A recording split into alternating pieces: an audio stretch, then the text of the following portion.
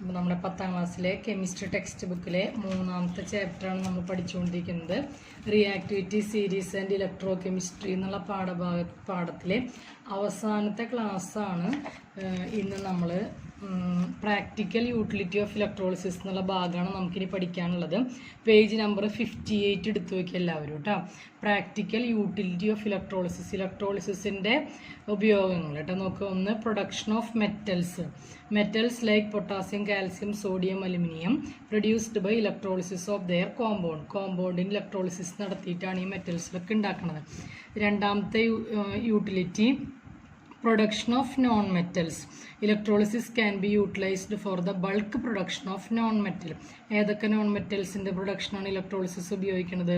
Hydrogen, oxygen, chlorine ഇങ്ങനെയുള്ള non മെറ്റൽസിൻ്റെ പ്രൊഡക്ഷന് ഇലക്ട്രോളിസിസ് ഉപയോഗിക്കുന്നു. മൂന്നാമത്തെ യൂട്ടിലിറ്റി പ്രൊഡക്ഷൻ ഓഫ് കോമ്പൗണ്ടുകളുടെ നിർമ്മാണത്തിന് electrolysis can be employed to produce compounds like sodium hydroxide, potassium hydroxide തുടങ്ങിയ കോമ്പൗണ്ടുകളുടെ നിർമ്മാണത്തിന് ഇലക്ട്രോളിസിസ് ഉപയോഗിക്കുന്നു.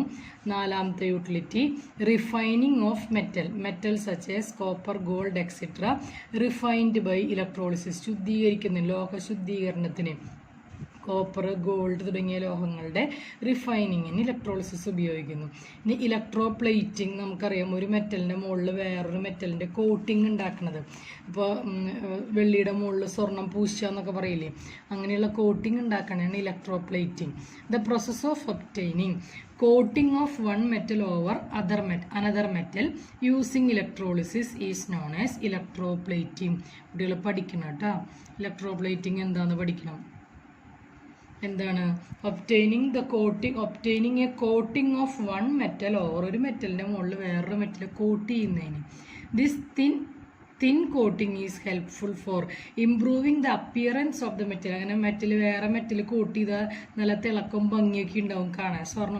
വെള്ളിപ്പാത്രത്തിൻ്റെ മുകളിൽ സ്വർണം പൂശിയ സ്വർണ്ണപാത്രമായില്ലേ, അല്ലെങ്കിൽ ഇരുമ്പിൻ്റെ മുകളിൽ ചെമ്പ് പൂശിയാൽ ചെമ്പ് പാത്രമായില്ലേ, coating നടത്തിയാലേ.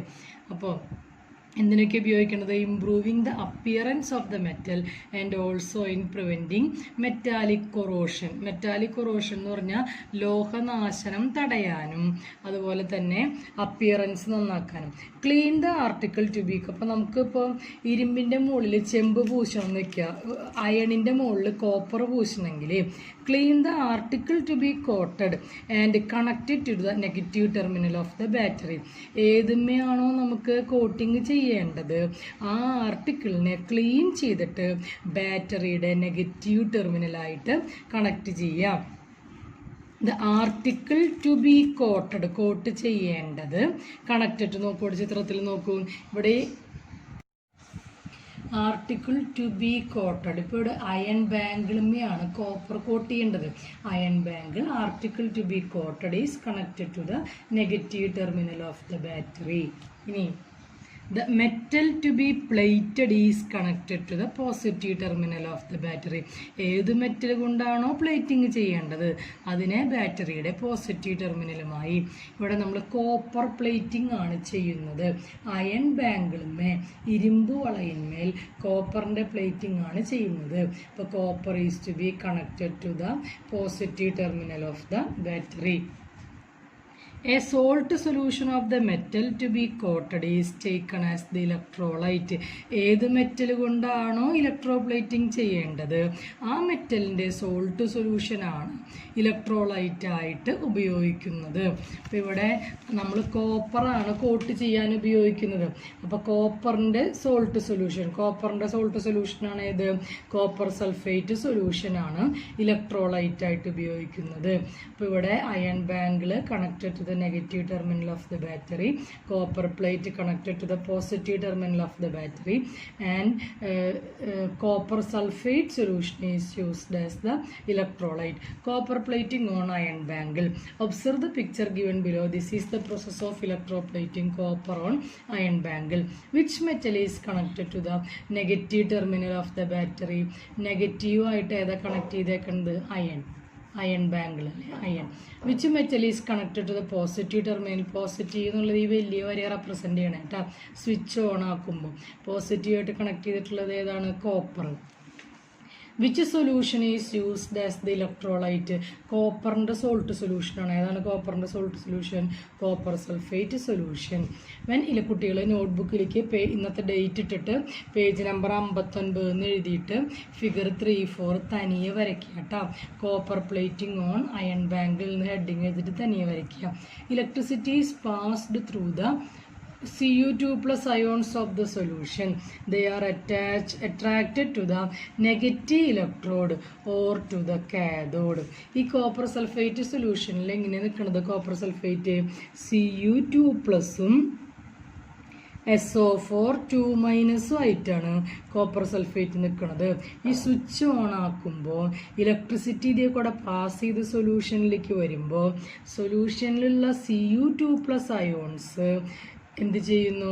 Electron attracted towards the cathode. ഈ നെഗറ്റീവ് ഇലക്ട്രോഡാണ് ഇത് കാഥോഡ്. കാഥോഡ് കൂടെ ഏതാണ്? Iron bangle. Attracted towards the cathode. What happens to Cu2 plus ions at the cathode? Complete the equation.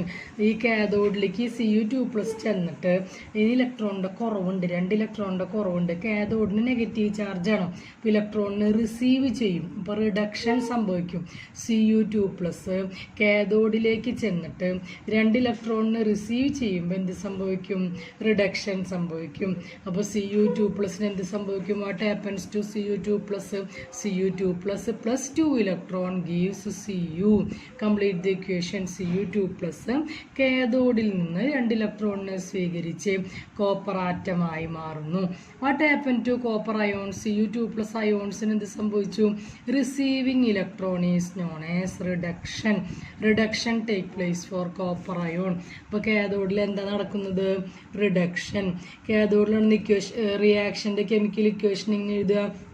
Cu2 plus electricity pass ചെയ്യുമ്പോൾ കാഥോഡിലേക്ക് ചെന്ന് കാഥോഡിൽ നിന്ന് 2 ഇലക്ട്രോണിനെ receive ചെയ്ത് copper ആറ്റമായി കാഥോഡിൽ deposit ചെയ്യുന്നു. അയൺ ബാങ്കിൾസിൻ്റെ മുകളിലൊക്കെ പറ്റിപ്പിടിക്കും. അപ്പോൾ അയൺ എന്തുകൊണ്ട് പൊതിയും? കോപ്പർ കൊണ്ട് പൊതിയും, കവർ ചെയ്യും. അപ്പോൾ ഇരുമ്പ് വള എന്ത് വളയായിട്ട് മാറും? ചെമ്പ് വളയായി മാറും. What happen to copper ions? Reduction. Receiving electron reduction take place. In this way Cu2 plus ions are deposited on the iron bangle as copper atom. അങ്ങനെ ഇരുമ്പ് വളയുടെ മുകളിൽ കോപ്പറിൻ്റെ ഡെപ്പോസിറ്റ് ഉണ്ടാവും.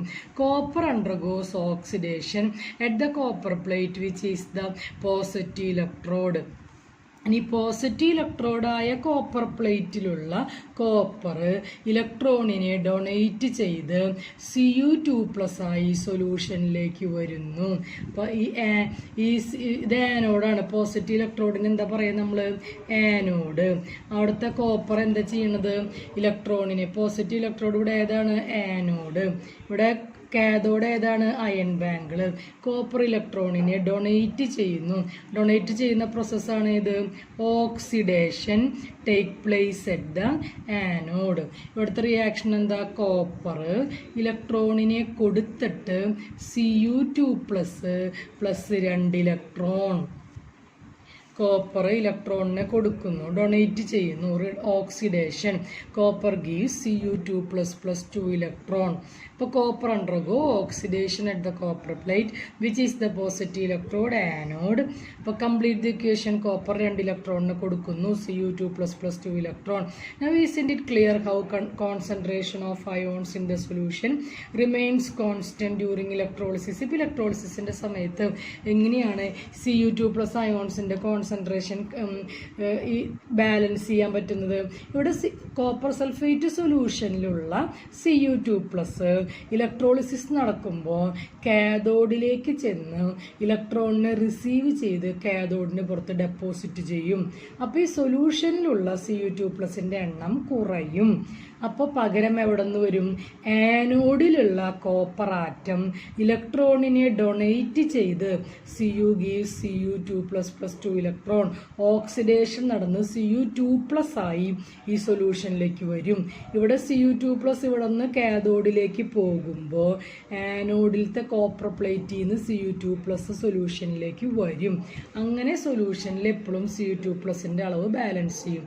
During electroplating A suitable salt solution of the metal which is used for covering is used as electrolyte. അതായത് ഏത് metal കൊണ്ടാണോ നമ്മൾ കവറിങ് നടത്തുന്നത് ആ മെറ്റലിൻ്റെ സ്യൂട്ടബിൾ ആയിട്ടുള്ള സോൾട്ട് സൊല്യൂഷനാണ് നമ്മൾ ഇലക്ട്രോലൈറ്റ് ആയിട്ട് ഉപയോഗിക്കുന്നത്. ഇപ്പോൾ എക്സാമ്പിൾ സിൽവർ കൊണ്ടാണ് കോട്ടിങ് നടത്തണമെന്നുണ്ടെങ്കിൽ ഇലക്ട്രോലൈറ്റ് ആയിട്ട് ഉപയോഗിക്കേണ്ടത് ഏതാ? സിൽവർ നൈട്രേറ്റ് അല്ലെങ്കിൽ sodium cyanide plus silver cyanide. അപ്പം നമുക്ക് വെള്ളി പൂശണം എന്നൊക്കെ, ഒരു മെറ്റൽ ചെമ്പിൻ്റെ മുകളിൽ വെള്ളി പൂശണം എന്നൊക്കെ, കോപ്പറിൻ്റെ മുകളിൽ സിൽവറിൻ്റെ കോട്ടിംഗ് ഉണ്ടാവണമെങ്കിൽ ഇലക്ട്രോലൈറ്റ് ആയിട്ട് എടുക്കേണ്ടത് ഏതാണ്? സിൽവർ നൈട്രേറ്റ് അല്ലെങ്കിൽ sodium cyanide plus silver cyanide solution. ഈ ഗോൾഡ് ആണ് പൂശേണ്ടത്. വെള്ളിയുടെ മുകളിൽ സ്വർണം പൂശണം എന്നൊക്കെ. അപ്പോൾ ഒരു മെറ്റലിൻ്റെ മുകളിൽ ഗോൾഡ് പൂശണം എന്നുണ്ടെങ്കിൽ നമ്മൾ ഏതാണ് ഇലക്ട്രോലൈറ്റ് ആയിട്ട് എടുക്കുന്നത്? Sodium cyanide plus gold cyanide solution. കുട്ടികൾ ഇത് പഠിച്ചു വെക്കുക, കാണാതെ നോട്ട്ബുക്കിലേക്ക് എഴുതുക. See some of the examples for electroplating. Gold plated jewellery, ആഭരണങ്ങൾ സ്വർണം പൂശുന്നത്. ക്രോമിയം പ്ലേറ്റഡ് ഹാൻഡിൽ ബാർ, നമുക്കറിയാലോ ക്രോമിയം പൂശിയിട്ടുള്ള നമ്മുടെ വീടിൻ്റെ വാതിലിൻ്റെ ഡോറിൻ്റെ ഹാൻഡിലൊക്കെ, അതുപോലെ കാറിൻ്റെ ഡോറിൻ്റെ ഹാൻഡിലൊക്കെ ഇങ്ങനെ ക്രോമിയം പ്ലേറ്റിംഗ് ഉണ്ടായിരിക്കും. സിൽവർ പ്ലേറ്റഡ് യൂട്ടൻസിൽസ്, വെള്ളി പൂശിയിട്ടുള്ള പാത്രങ്ങൾ.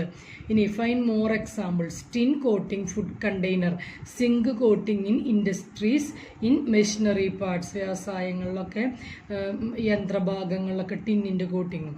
Nickel coating in decorative item parts and car etcetera. Decorative item car, അതായത് അതിലൊക്കെ നിക്കലിൻ്റെ കോട്ടിങ്ങും. ഇതൊക്കെ എക്സാമ്പിളായിട്ട് പഠിക്കുക. അപ്പോൾ നമ്മളുടെ 3rd ചാപ്റ്റർ കഴിഞ്ഞു. കുട്ടികൾ നന്നായിട്ട് പഠിച്ചു വെക്കുക. ഇതാണ് നമ്മുടെ ഇവാലുവേഷനുള്ള പാഠഭാഗം കേട്ടോ. Thank you all of U.